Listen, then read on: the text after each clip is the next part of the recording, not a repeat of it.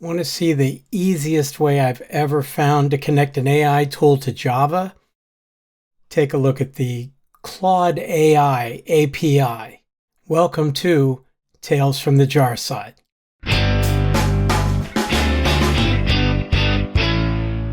Hi, my name's Ken Cousin, and this is my video channel. I've written 6 books and spoken at conferences all over the world and normally teach training classes. I have a whole series here on how to work with AI tools from Java, but I've never seen anything this simple. Let me show you how it works. Now, you may be familiar with the Claude AI website. This is at Claude.ai. It redirected to /chats. You put in a message and start a new chat. You can also attach files to it. It accepts PDFs, text, CSV, etc. And it has an extremely large context window. So it works out very nicely. But I want to connect to it programmatically. Now, in order to get an API key, you have to go to this website, anthropic.com/early access, and fill out a form. And the form asks you for information like email and your name and country and organization and website, job title, industry, why you want to use Claude, although it's pretty high-level stuff, and then a few sentences outlining your plan to use it, including the specific tasks or work use cases you have in mind. You can be fairly vague about that. I know I was. Your GitHub profile, personal website, social profile links, and any other additional comments. I filled that out. I hit the submit button. Took a little over a week, maybe a week and a half, for me to get the email saying, yeah, okay, here's a key. Or rather, here's the website. And when you say website, they mean this one, console.anthropic.com, and then it took me to the dashboard. Now, you can create your API key this way. You just go to a page and click a button, and they give you a key. Be sure to copy it before it's gone. You won't get another chance to do that. And then there's documentation we'll get to, but I want to show you that this Start Prompting with Claude button takes you to what they call a workbench here. And the workbench would allow you to experiment. See, there's a couple of models, Claude 2.1, 2.0, and Claude Instant 1.2. The temperature has to do with the degree of randomness in the answer. Max tokens to sample is just a constant you have to set. You put in a human question, like why is the sky blue? And when you run it, you will get some sort of response. And that's the basic idea. Now, they have a little button here where you could actually see the code that did that. But that code, of course, is in their Python API. There are some other choices. You can use TypeScript. You can use either Python or TypeScript on AWS Bedrock if you choose to. You could even copy that code if you like and then use it. Instead, I want to use the RESTful web service because I want to access all this from Java. So there's one quirk you have to know if you're going to access Claude programmatically. If you go to the docs, which I'm on now, docs.anthropic.com, you'll see in the Getting Started page, they point out that you have to format the prompt in this style. You do 2 carriage returns and the word human : and then you put in your prompt, and then a couple of carriage returns again and the word assistant : and everything has to be formatted that way. Now, they can have multiple messages where you alternate human with assistant back and forth.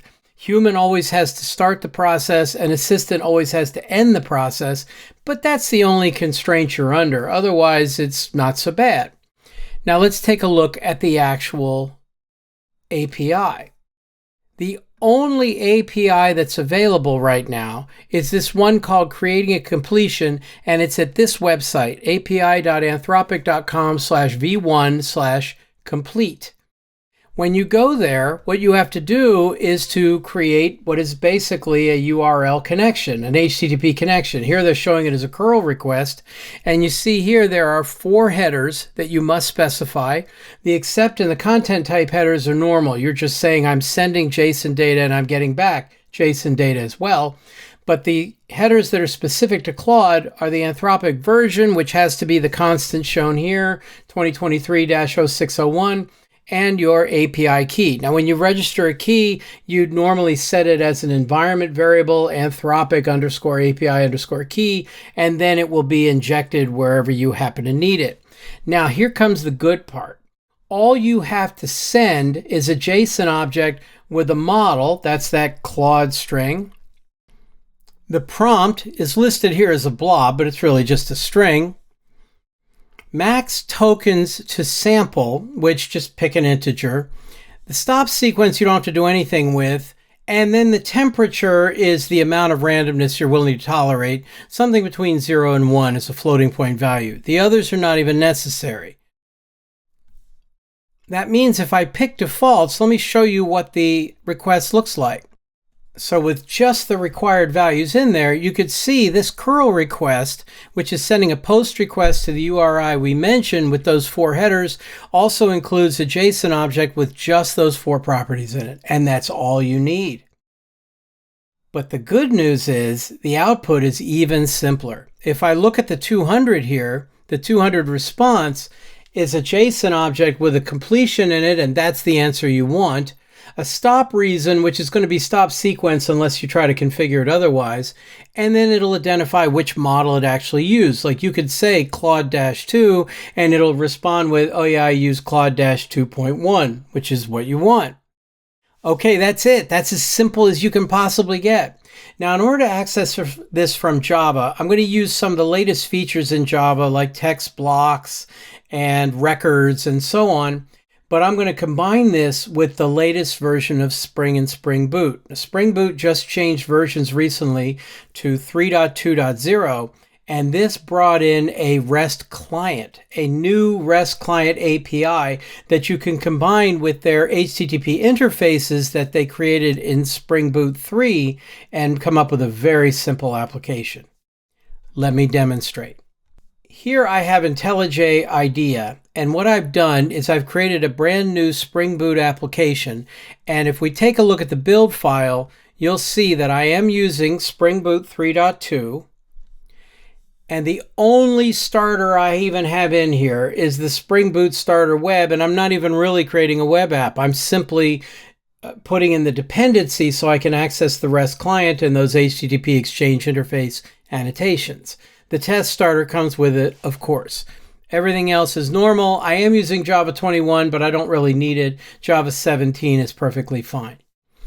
Now, the first thing to do when you access a RESTful web service is to map those JSON structures you need into Java records. So here is my request.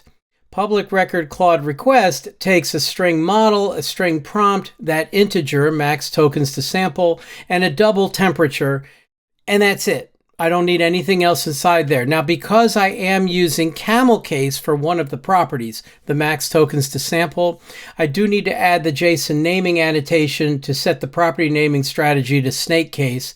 That way, Spring will automatically use the Jackson parser to convert snake case in the JSON data to camel case in my Java. That's all I have to do. Now the response, again, is even simpler.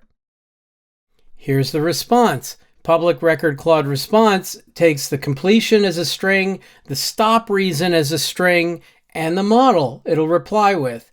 And again, I had to add that snake case strategy annotation, and that's it.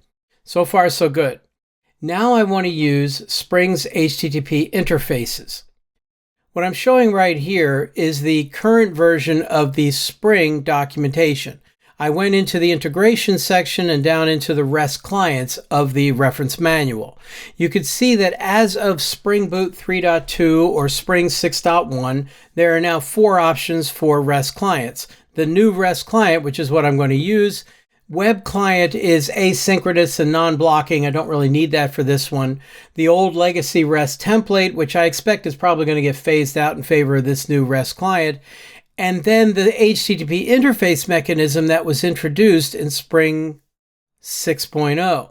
This is really nice. If I go to that section, you will see that the mechanism that uses HTTP interfaces says, just make an interface and put in methods that are annotated with @getExchange or postExchange or putExchange, etc. You can use various path variables or query parameters if you want, but that's it. And all you have to do is declare the methods and Spring will implement them for us. The one quirky part is you do have to configure a bean to represent your underlying client. Now, until Spring Boot 3.2, Until Spring 6.1, they only used web client as an option here, but you could see now there's an option of using a REST client, which can be created with the base URL inside it, then use an adapter and a factory and all of this, all to tell Spring to implement that interface as needed. Let's take a look in the code. What I have here is my interface. The interface I decided to call ClaudeInterface.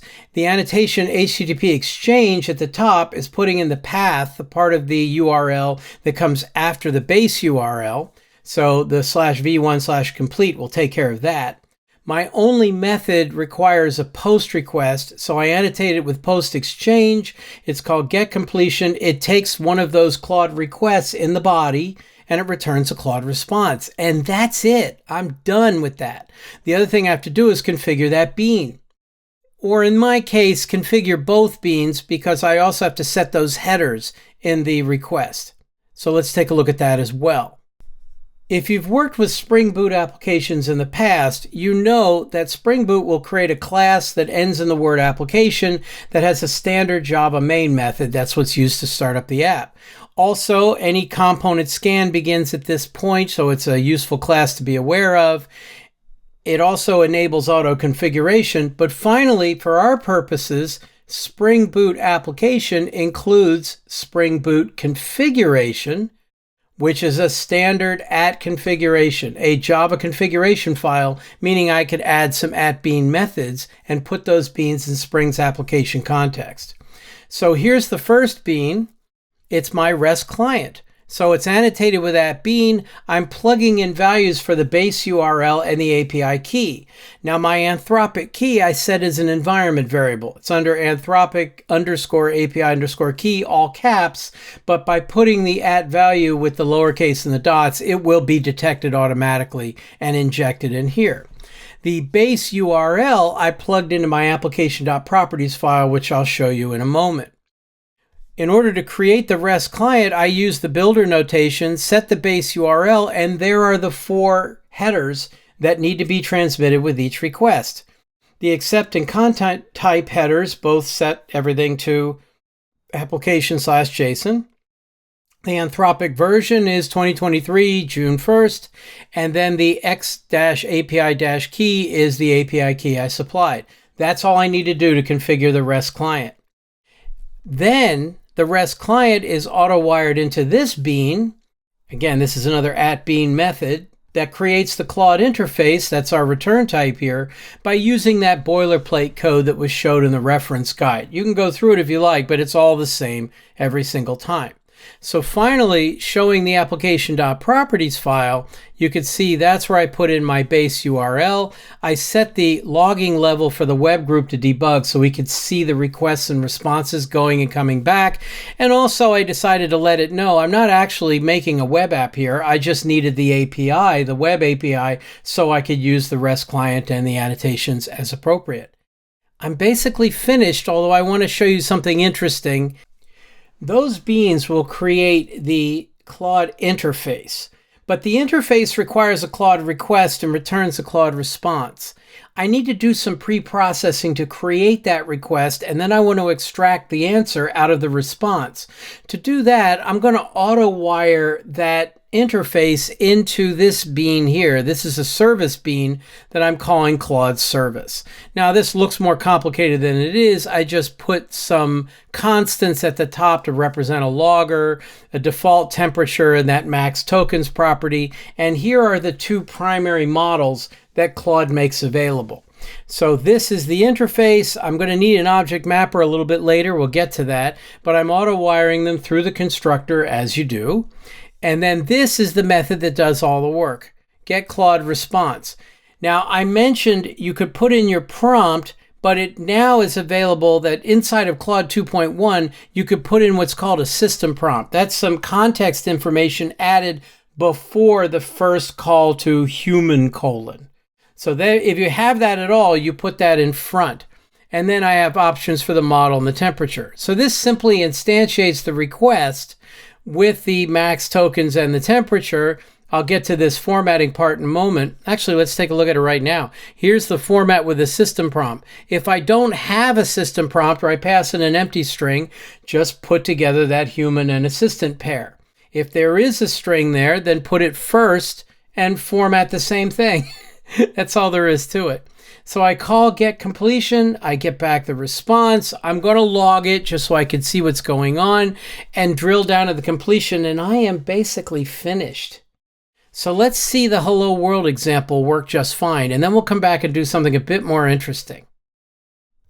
So here is my test. It's a Spring Boot test where I've auto-wired in the service. So this is going to be asking the standard Hitchhiker's Guide to the Galaxy question.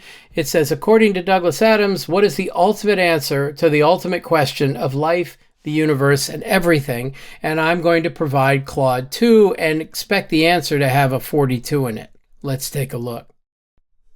And the answer which came back is extensive, but it does start with, according to Douglas Adams's popular sci-fi comedy series, Hitchhiker's Guide to the Galaxy, the ultimate answer to the ultimate question of life, the universe, and everything is 42.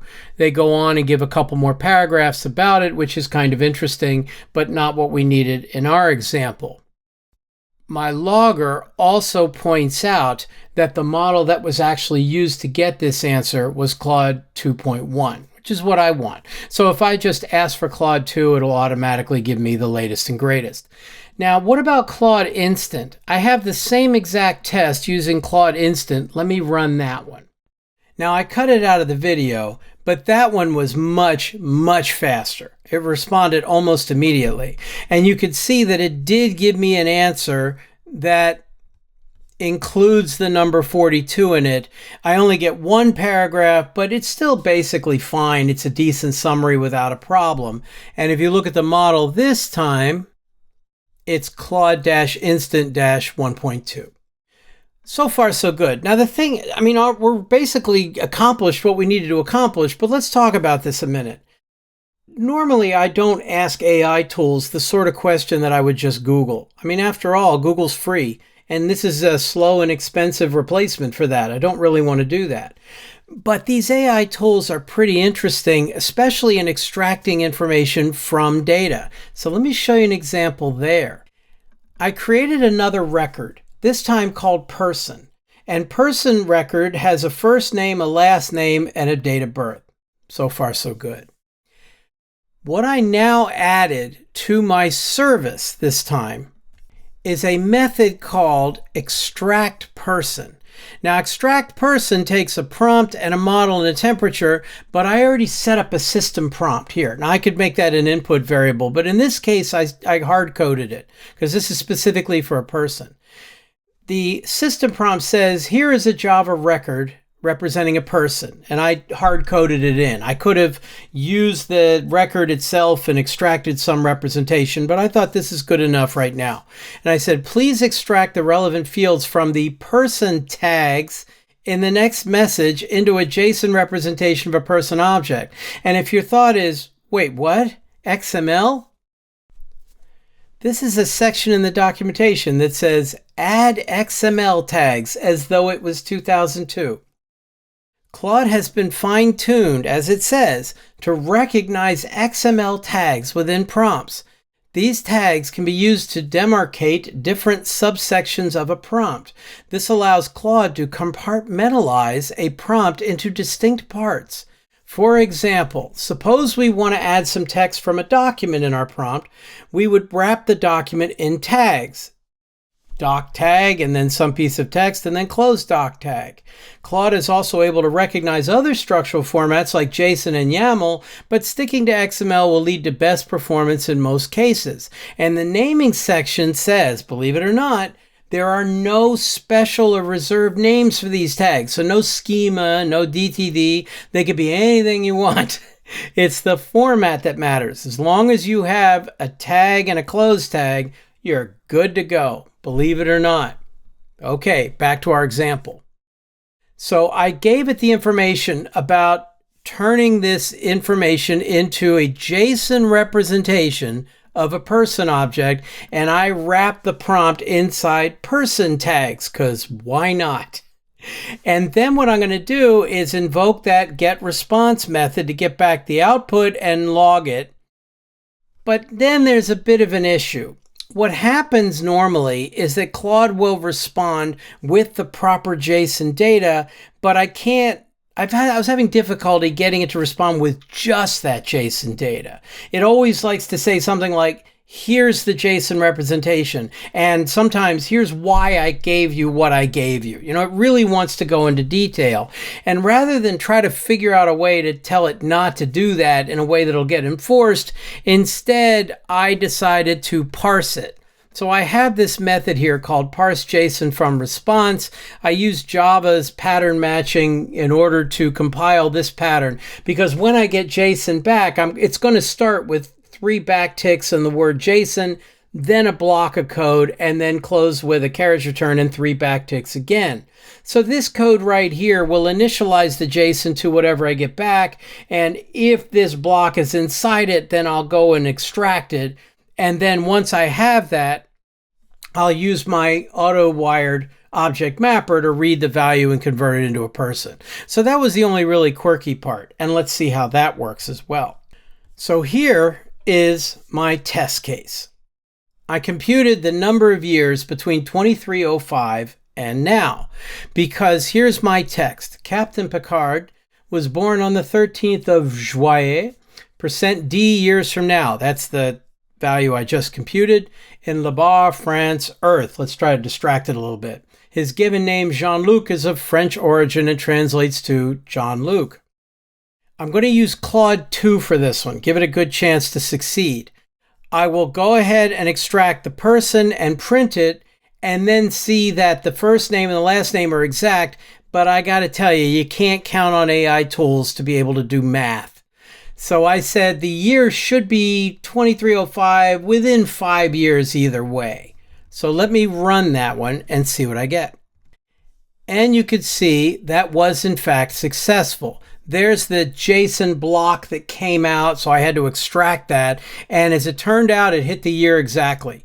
That's not very common. It's usually off by a little bit. And in fact, to demonstrate that, let me try the same test, but with Claude Instant. Claude Instant was in fact able to give me JSON data coming back, but the year, it's off by 502 years. Rather than giving me 2305, it gave me 2807 for some reason. And the only good news is that it was really fast in doing it. Okay, whatever. Again, don't count on it to do math, but you can still access Claude and you could still work with it. So what's the bottom line? The bottom line is, and let me review it very briefly. In order to make this work, all I needed was a couple of records, one for the request, one for the response. I made this simple interface. Spring's HTTP interfaces made this particularly simple. I did have to configure my REST client and the other bean necessary to instantiate the interface. I set a couple of properties so I could watch the networking going back and forth, but that's all I did, and put in the base URL. And for my extra example, I did put in a person record and wired everything into a service so that I could do some pre-processing before I make the call and some post-processing afterwards. And that was it.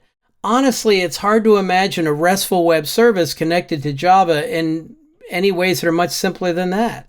So I hope you like it. I hope you find that useful. All the code is in a GitHub repository, which will be linked in the description. And thank you very much for watching. Now, when Google's Gemini comes out with an API, I will be taking a look at that, although I'll probably wait until the good version comes out at the beginning of the year. But nevertheless, please subscribe to Tales from the Jar Side so that you get that video when it's available. Take care. Hey there, Des, it's time to tune in to Tales from the Jar, so let's begin. Java, Kotlin, and Spring, oh my. Cookie, Gradle, don't be shy. Tales from the Jar side, oh yeah. Crack open the code, let's take a ride. From design patterns to the latest trends, your weekly tech talks that never end.